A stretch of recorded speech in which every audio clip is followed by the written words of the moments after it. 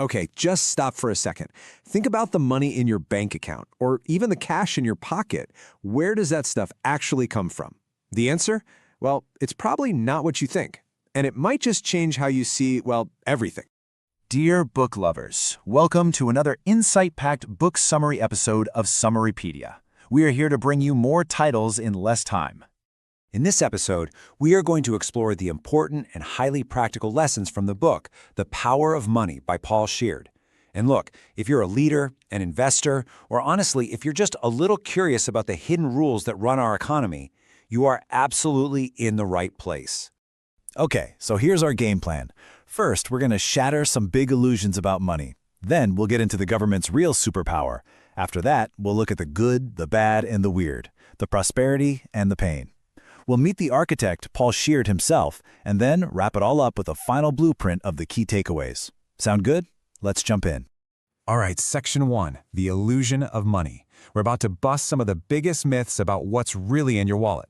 So, the first thing you've got to wrap your head around is this. Our money today isn't backed by gold or silver or anything physical, really. It's what's called fiat money. And that just means that a dollar has value for one reason and one reason only. Because we all agree it does. It's a social contract, a shared story we all believe in. And get this, the vast majority of it isn't even paper. It's just ones and zeros on a computer server somewhere. Okay, and here comes the first big shocker. The myth, the government prints all the money, right? We've all heard that. The reality? Not even close. Sheard pulls back the curtain and shows us it's really a partnership. And it's commercial banks, yeah, your local bank, that create the vast majority of money. How? Every time they issue a loan, they're creating new money out of thin air as a digital deposit. When you get a mortgage, the bank doesn't pull that cash from a vault. Nope, they just type the numbers into your account. Poof, new money exists. So, if the banks are creating most of the money, what's the government's role in all this? That's a great question, and it brings us right to Section 2, the government's superpower. We're going to see how they use money to shape the entire economy. You've seen the headlines, right? They flash across the screen. National debt hits 100% of GDP. And it sounds terrifying.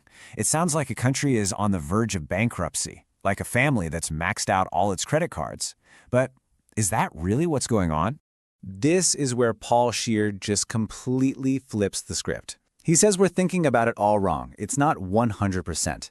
The better way to think about it is 1 year. A 100% debt to GDP ratio just means the country's total debt is equal to what its entire economy produces in 1 year. Now, for a government that basically plans to be around forever, suddenly that sounds a whole lot more manageable, doesn't it? So what's the safety net? What stops this whole financial system from just collapsing? Well, that's the job of the central bank. Think of it as the ultimate economic firefighter. Its first job is to just keep the system liquid, keep the money flowing. Step 2, when there's a scare, its job is to stop a single bank run from turning into a full-blown system-wide panic. And in a real crisis, Step 3, it becomes the lender of last resort, stepping in to quell the financial fires. It's the backstop, the stabilizer. Okay, so this system, it can generate unbelievable prosperity. But let's be real, it's not perfect. It also leads to pain and some really strange paradoxes. So let's dive into the real-world results, the wealth, the inequality, and the financial crises. You know, it's really easy to get fired up about wealth inequality, and for good reason. But Sheard gives us a slightly different lens to look through. Of course, hard work, talent, innovation, all that matters. But he says we consistently, massively underestimate the role of just pure luck. I love this quote from him. Good luck is a necessary, not a sufficient, condition for success. I mean, think about it. Just being born in the right country, at the right moment in history, that's like winning a lottery you didn't even know you were playing. And that, of course, brings us to Wall Street. And the big question, what about hedge fund managers? Are they, as some critics say, just takers, people who shuffle money around but don't actually contribute anything productive to society? Well, Sheard lays out the classic economic argument for what they do. And it's actually pretty compelling.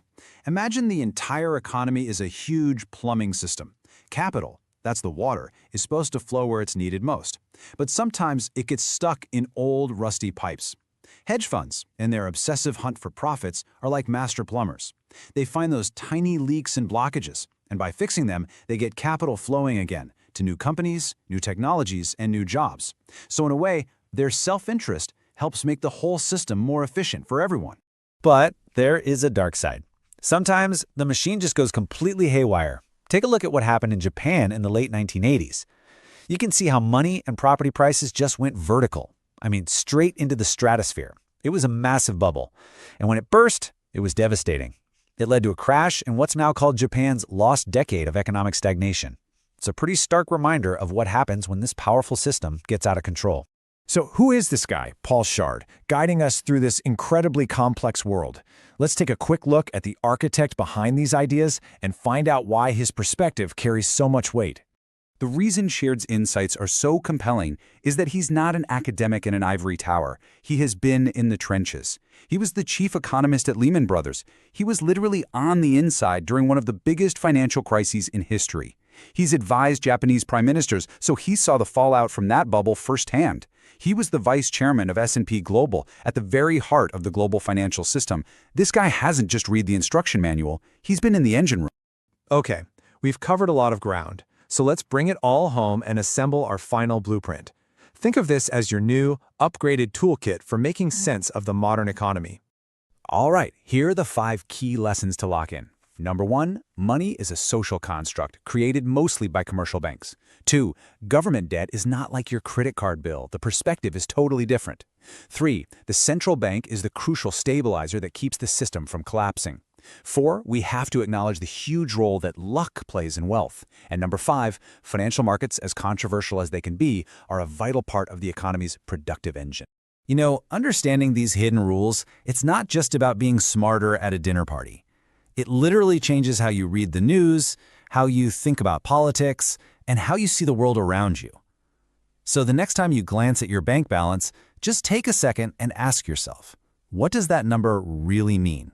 Thanks so much for watching. Hey, if this deep dive gave you a fresh perspective, do us a favor and hit that like button, drop a comment, and make sure you're subscribed for more impactful book summaries from Summarypedia. We'll see you in the next one.